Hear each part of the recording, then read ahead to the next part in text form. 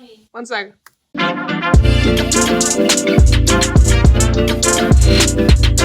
Yes. Hey guys, it's Toni at 𝐂𝐄𝐄𝐒, and we're here with another episode of It Doesn't Happen Overnight. Just a podcast that lets you see what people our age are doing to follow their passions and dreams. I'm here today with Christi Carras, and we're just gonna kind of look into her life as she has been pursuing journalism here in Los Angeles. So, Christi, do you want to start and give us a background of kind of what you've been doing? Yeah, I guess I'll start with college. I went to college at UCLA and I majored in English, not communications, which is the closest thing we have to a journalism major actually. We don't have a journalism major, Oh, wow. but I wanted to do journalism, so I joined the Daily Bruin, our student newspaper, my freshman year as an arts and entertainment writer, contributor, and then my sophomore year I was the theater, film, and television editor, so just organizing content for everything theater, film, and TV related on campus. Like the different productions going on at campus. Right. And do you guys have a network, like a student TV network and stuff?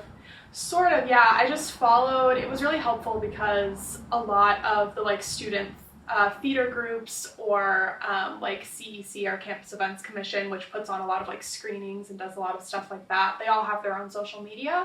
So I would kind of just follow as much student social media from that realm as I could, and then I would find kind of story ideas and story pitches that way.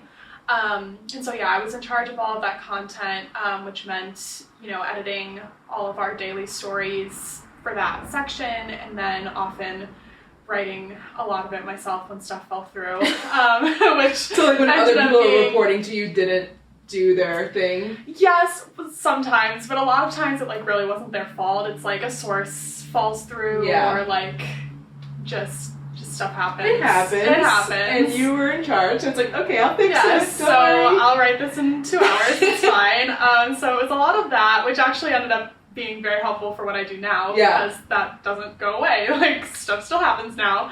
Yeah, so I did that, and then my junior and senior year, editing was kind of an intense experience, so I took a little bit of a step back, and I was a senior staff writer for my last 2 years.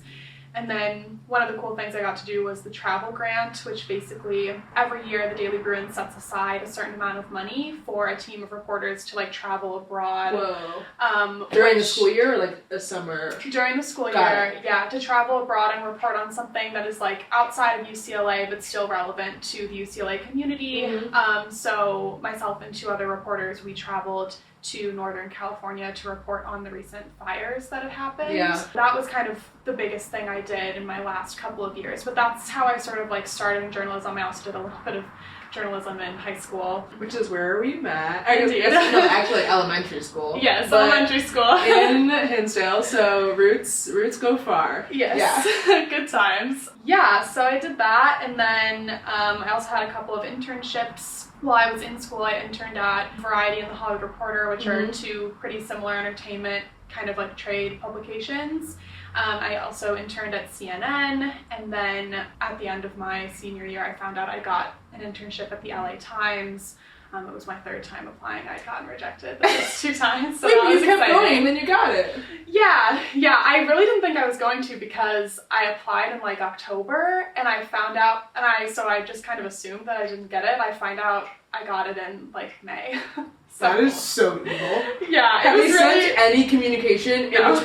Not at all. Were you looking at other jobs and yes, and getting rejected from everything naturally. Wait, that is such because that was your last month. Correct. I was I don't know what I'm doing. Yeah, I had no idea what I was gonna do. You're oh, I got an email from the LA. I'm working here now. Yes. How did you know you wanted to do, or when did you know you wanted to do journalism, and even more specifically, entertainment and arts?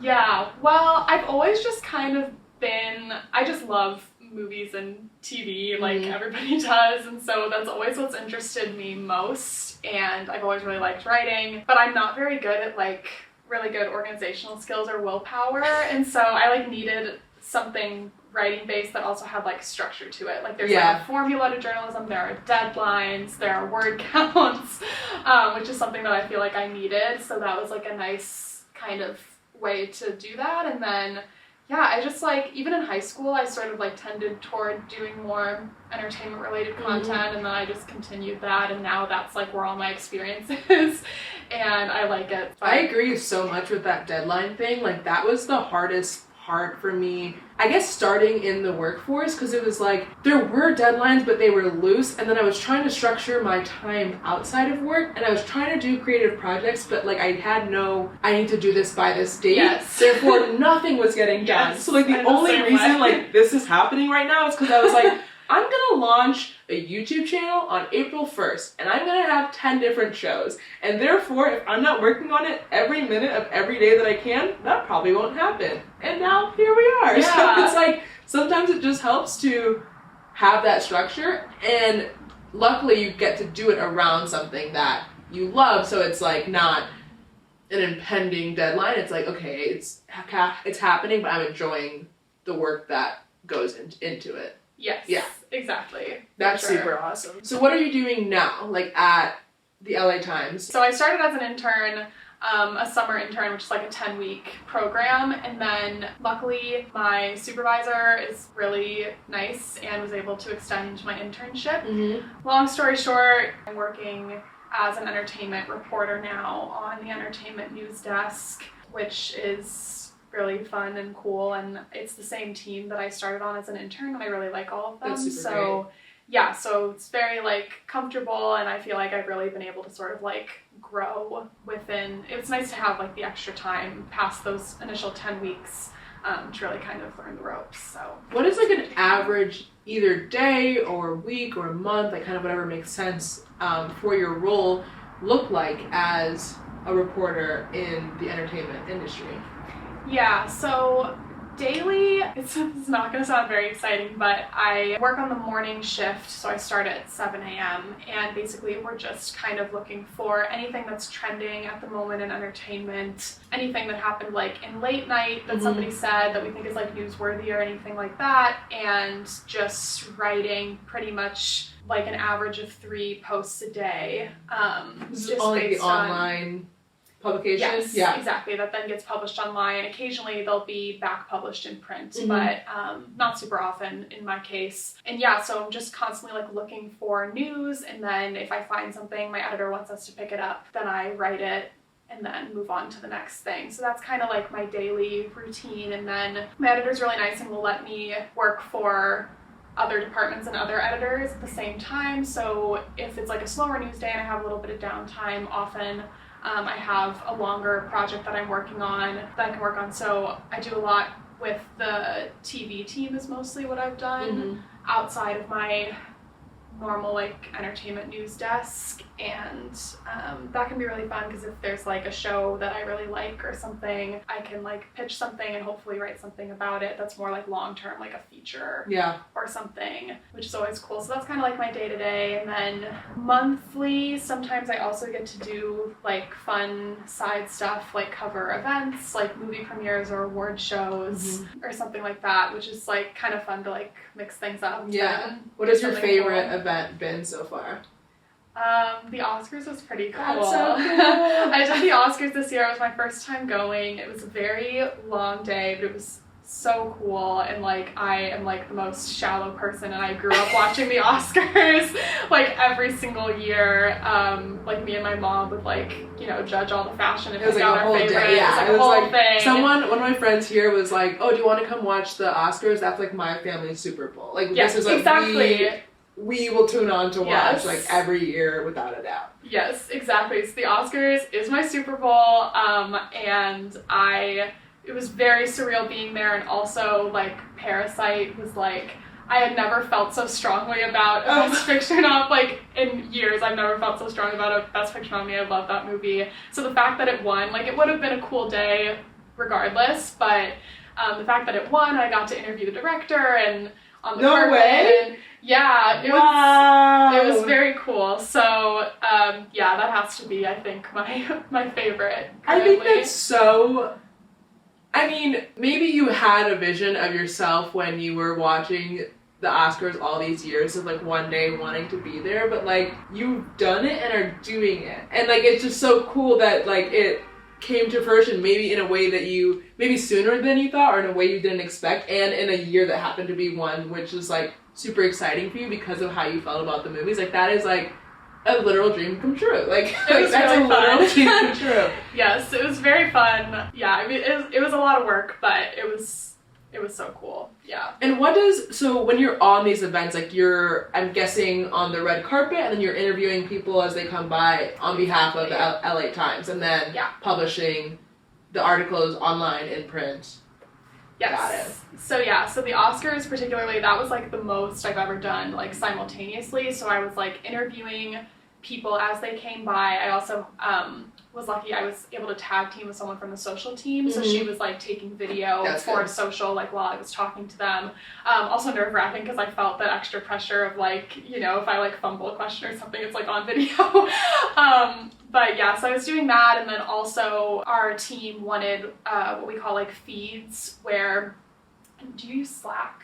Yeah, so we were on Slack, which is like our communication system that we use. If I observed anything happening, anything, call it like color, that was going on the carpet, whether it was like two stars like saw each other and were really excited to see each other and like had a conversation, or in this case it was really rainy, so there was like a leak on the carpet, or like anything like interesting that happens, I was like also sending little blurbs describing like what I saw in front of me in between interviewing people. And then I also wrote a feature before the carpet started on a couple of our photographers who have been doing it for a really long time. And then after the carpet, I was backstage where the winners come back and do like a press conference after they win. Just you saw like it was everything. All day. It was everything all day. Yes, so that's a good example because that's like the most I've ever done for an event, and that's like, yeah, that's like the whole thing. That's so cool though, and I feel like just the opportunity to, at this age, and like as you're trying to figure out, maybe like narrow in on what you want to do, just having the opportunity to wear all these hats and to be, also it sounds like you've been given a lot of responsibility, like, which is a lot and can sometimes be like, this is a lot of pressure, but also what better way to grow, like you said, than to just be kind of thrown into it. Yeah, I'm definitely very lucky that, you know, I haven't been at the LA Times for a really long time, but I was very like honored that they trusted me to cover something like that. And I definitely like, I felt the pressure of it too, but it was really cool that they were like willing to let me do that. So it was really awesome. And I feel like when you do it and you pull it off, you in yourself are also like, I did it. Like, it's like when the big thing happens and you are all anxious about it before, but then day of and you're just going through it and doing it successfully, and then you can look back and be like, wow, like I accomplished that. Yeah. And it's a big feat, but like you did it. Yeah. I don't know if I pulled it off, but I did it. You get fired.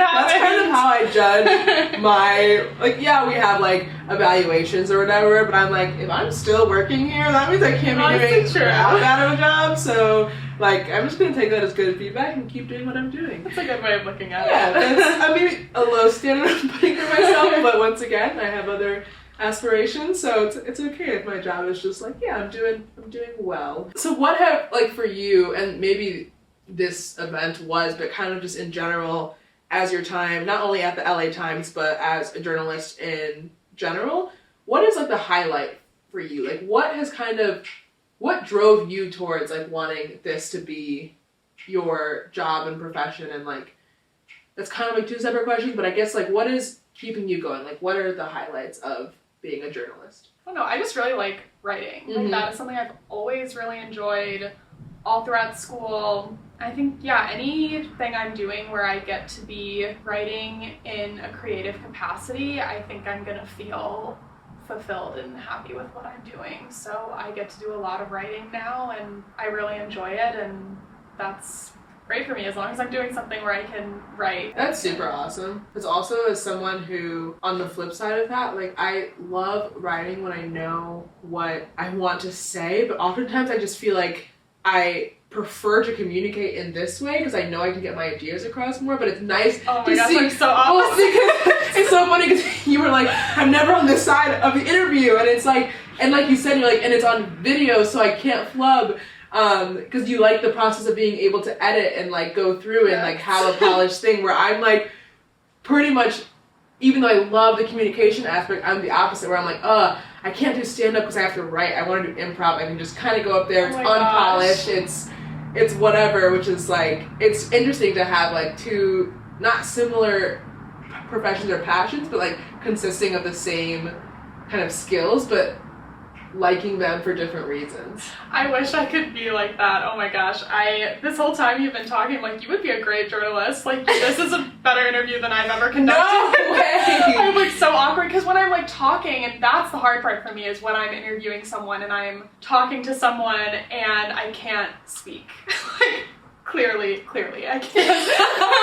I can't speak in complete coherent sentences, and it's so much easier for me when I, exactly like you said, when I can write and I can go back and edit something and press the backspace button and be like, no, that doesn't make any sense, and start exactly until I like find something that I'm like, okay, like this makes sense. Well, I mean, I think it's also cool, like you said, a job that is helping you grow will kind of inherently have those things that you're not necessarily like great at or perfect at, and it's like the growth that comes in it is both in the writing, but also it's like, okay, like if I really want to be doing this full on, I have to be doing these interviews. So it's like no matter what, you're going to be getting better at them and feel more comfortable in them, and like it will come with time, and it's just another way to like grow and become a more well-rounded journalist, or just like in general just kind of feel more comfortable in a lot of those things. Because for me, I'm also like, I do have to write, like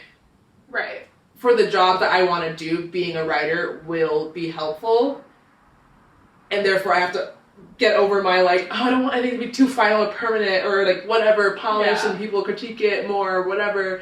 Because the reason I love doing improv versus stand-up, because in improv, like the audience is on your side. Like everything is super funny because they know you're making it up. So for some reason, they're super forgiving. Like if you mess up a name or if you just say something that doesn't make any sense, it's like humor. But in stand-up, they're like, make me laugh. Like, you wrote this down, make me laugh. And that pressure for me, like, stops me from really going for it, because I'm like, that's scary. Like, that to me is scary. That's so interesting. So it's kind of cool to hear your perspective and be like, oh, wow, that's how I feel about the inverse thing, and you feel that way about this thing. Right. But also, the world needs both. So it's like, it's kind of for the best, I guess. We should like tag team. Tag team. You can do my interviews for me. I'll do the writing part. Fine, Christi. I'll go to the Oscars. Like, fine. Please. Yes. If I must, I'll go. So I guess on the inverse of highlight, like what is one of the hardest things, I guess, of just either the daily job, being a journalist in general, both for you and also just in the profession as a whole? There are many things that are difficult, but for my position particularly, we are very deadline driven, and I have to write very quickly, which for our previous conversation can be difficult for me because I do self-edit a lot, and so it's sometimes hard for me to like trust myself and just write through something as quickly as possible and get something done as quickly as I need to. So I definitely feel the pressure of time a lot in my position. So that is like a constant like challenge that I'm like constantly trying to better myself and constantly trying to improve my speed and not spend 15 minutes trying to figure out a lead because I want it to be the perfect lead, like to start later in the post and go back and do that later. So that is something I'm like constantly trying to get better at. And then other than that, interviewing I'm like constantly trying to get better at, and I imagine this is the case in like a lot of different professions, but time management is key, and I try not to be idle when I can. Even if I don't have something that I'm on deadline for in the moment, like prepping something in advance so that I won't have to spend as much time on it later. Something like that. I feel like that's, like what you said is super real, where there's a point where what is the advantage of spending like an extra 3 hours to get something perfect versus being able to put out another piece or something like that, where it's like mostly there and you can look at it yourself and critique it, but it's like it is good the way it is and kind of just letting it go and not holding on to it. Like I feel that when I'm editing, I'm like, do I spend the next 2 hours getting all these little tweaks, or like will it really matter in the long run? Both for me, it's like, oh, I should go to bed. Like it's like it's 3 a.m. You should go to bed. Yeah. Even if there is technically more time, it's like there's things that matter both in the profession world of time management, but also like getting enough sleep, eating 2 to 3 meals a day, taking a shower, going to the gym if you can. And it's like, while it's important to be doing all these things for our job, it's also important to like manage just in general, like our lives and our bodies so that we can continue doing these things. So you can't really go to the Oscars if you are sick, I guess. Like no, I know what you mean. Yeah. Like I definitely like could and should work out more. Like that's also something just outside of like the actual work, like making sure you're also taking care of yourself and, you know, not going too hard. Yeah. Super real. So this question kind of is just a way to see how people define success, because I think there's a lot of different definitions. So there's sort of the more traditional way to ask it, which is like, oh, where do you see yourself in like 3, 5 years, etc. Or another way to ask it is like, what do you define as making it, either in the field of journalism or just personally? I think in the field of journalism, just when I'm working and like having a staff position somewhere, like then I will consider myself my idea of it. Mm-hmm. There are plenty of people that for them success in journalism looks like being a working freelancer, and like that's what they want, and they want to be able to contribute content to a variety of different places. They want to have that sort of flexibility in their own schedule where they don't need to be like somewhere, you know, 9 to 5 or the equivalent of day in and day out. But I'm personally someone who likes structure, and so I think, yeah, for me, just being on a staff at a publication that I care about and that I enjoy and is fulfilling sounds good to me. In terms of like where I see myself in the future, I don't know. I'm trying to figure out now, just kind of as I go, and just try to keep working. And I've thought about the idea of potentially maybe transferring over to getting a master's degree in journalism or something, and then teaching somewhere down the road if I want to like switch things up a little bit and do that. There are some really amazing people that I work with who they don't know who I am, but I'm a big fan of theirs, and they like are doing both right now. And they like, there's literally someone like at our paper who is like near our age, and she's like teaching classes at USC in journalism and also like working at the same time, and it's like those people like amaze me, and that would be so cool to be able to do something like that eventually. We'll see. I'm just kind of figuring it out as I go, and trying to stay afloat at the moment. That sounds super cool. Also to hear like someone close to our age, like it's attainable in the near future if you, and it's also, I feel like, cool to have you see someone that's doing it and to know that that fits into your goals, because then it's kind of way easier to follow in the steps of what it took to get there. It's like, okay, I need to get a master's, I need to do this and this. And like my sister says, like when she was deciding to write her books, she just looked at people who did what she wanted to do and who like got a book deal, and she like just looked at everyone who had done it and did a bunch of research. And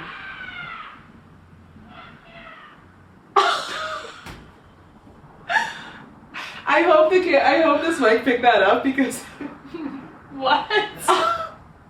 Are people okay? I'm like concerned. Yeah, wait, like that was like a different type of road rage. That was like, I don't need, like it sounded more like something happened. That was like the most LA thing that could have possibly happened. So there you have it. I'm like, oh my gosh.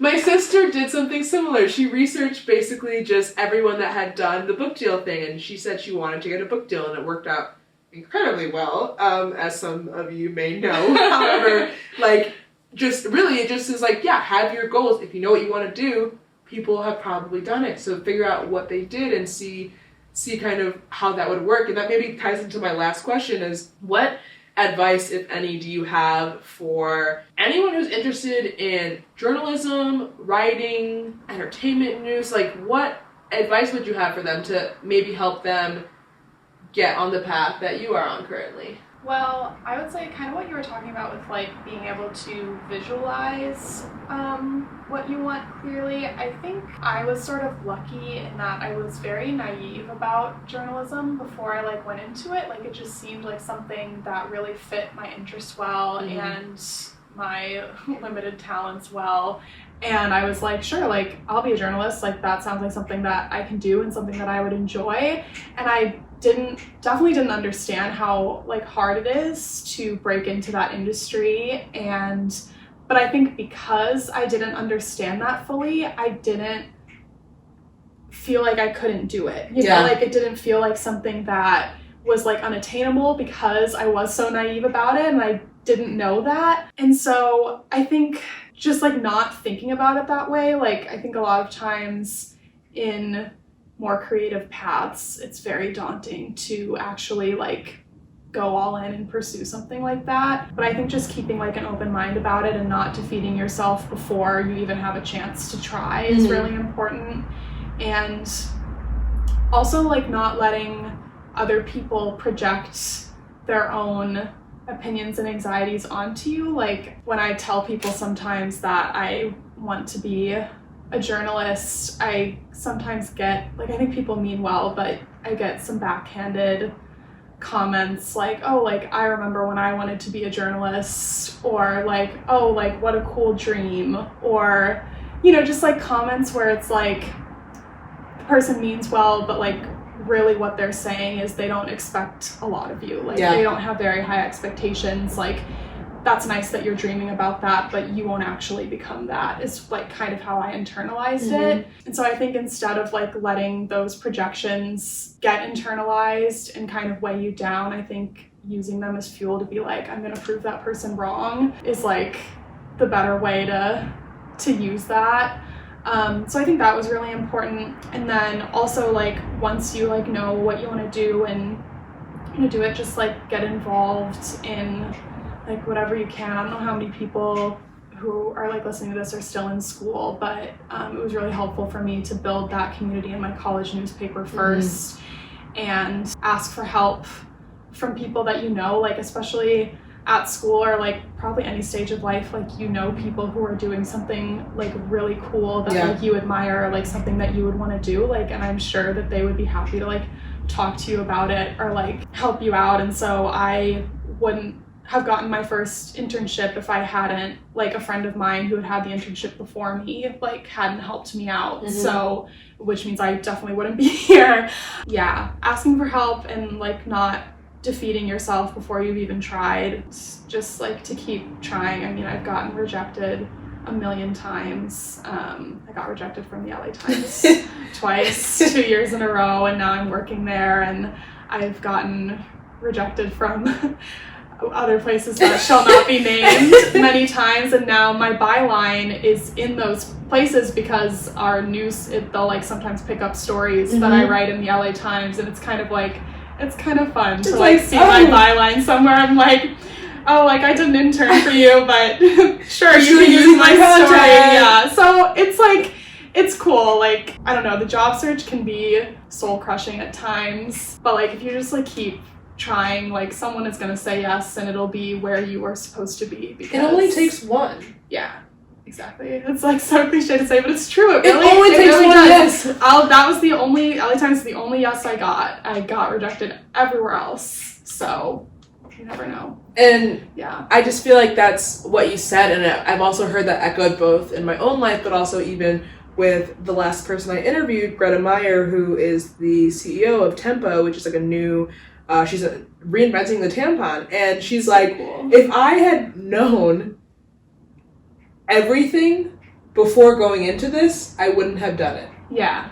And it's like, it's the exploration and the growth and the fact that she's getting the chance to wear different hats and the stuff that like propelled her into this in the first place. And it's like, if you came into it as an expert, the chances of you trying to get something FDA approved probably would have been small because you know how hard it is. However, she now like is able to do this because she started and she jumped in and she believed in herself in the same way that you did. It's like, you can have all these naysayers or whatever saying that's not going to happen. It's like, it's true, it's probably not going to happen, but it's definitely not going to happen if I don't do it. Right. Like, there's 100% chance that I will not be a journalist if I don't do journalism in some way, shape, or form. Like, that I can guarantee.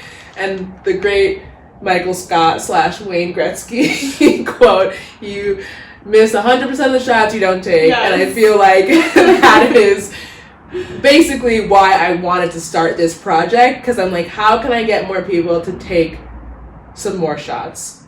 Not in this drinking way, but just in a general life way. Like, how can I inspire people to give it a try? Because I think a lot of people don't even do that. And then, of course, your dreams can never come true because you never started them. Yeah. So I love that you said people will say, oh, like, that's nice, or, oh, I remember. And it's like, I get that maybe this wasn't where your path led, but I'm going to keep going until I have a damn good reason to stop. Like, yeah, I just think that's super, super awesome. And I'm also happy for you that you kept going. Because it just took the one. For our last segment, we have the lightning round questions. Oh, good. Which, from what your answers were, you'll probably love. But they're really easy. They're like little fun things. Okay. Is a hot dog a sandwich? No. No? Why? We had, you know the Clarendon Hills pool, yes. Right?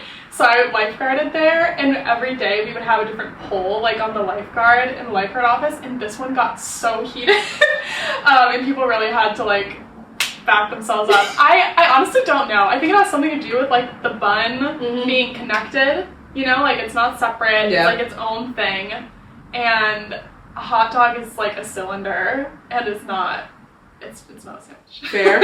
I will take that. Favorite childhood book? Gonna be so basic, but definitely Harry Potter, all of them. Amazing. Yeah. And last lightning round question. What's a board game that you can't stand? Like, you just, like, if someone suggests it, you're like, I don't want to play. Monopoly. I love board games. I can't do Monopoly. It's too much. Is it, like, both the tensions that arise, but also just, like, the length? The length, but also, like, it's just, like, not fun. Like, yeah. I don't want to, like, do something that mirrors real life. Like, games are supposed to be games. Like, it's supposed to be, like, outside of real life, I don't want to be stressed about, like, what properties I'm buying. Unless I'm, like, actually doing that in my real life. That's, like, not a game. It's also, like, okay, so, like, on the contrary, I love the game of life. Like, you know, because it's different. It's fun. Like, it's like, ooh, do I go to college or do I be a movie star? And it's like, those are fun choices to make in this imaginary scenario. But, like, really, Monopoly is like, what investments are you trying to make? I'm stressed. And collecting money. Like, it literally, I think, is one of the more, I'm surprised it, like, is as widespread I know. as it is. It's so sad. It's like, I'm like in debt in like 6 roles. Like, what did I do with my life? And like, someone owns like all the blue like spaces and it's just like obviously gonna win at a certain point. You're like, this is real life where like the money gets the money and like keeps getting money and then everyone else is the have and have nots and you're like, why are we doing this? I know. Why is this a board game? So I totally agree because that's my answer too. Good. Well, thank you, Christi, for coming on. It doesn't happen overnight. I hope you guys tune in next week for our next guest. Please come back, and we hope to see you again soon. Thank you. Bye. Yay! This is so fun. It wasn't that bad.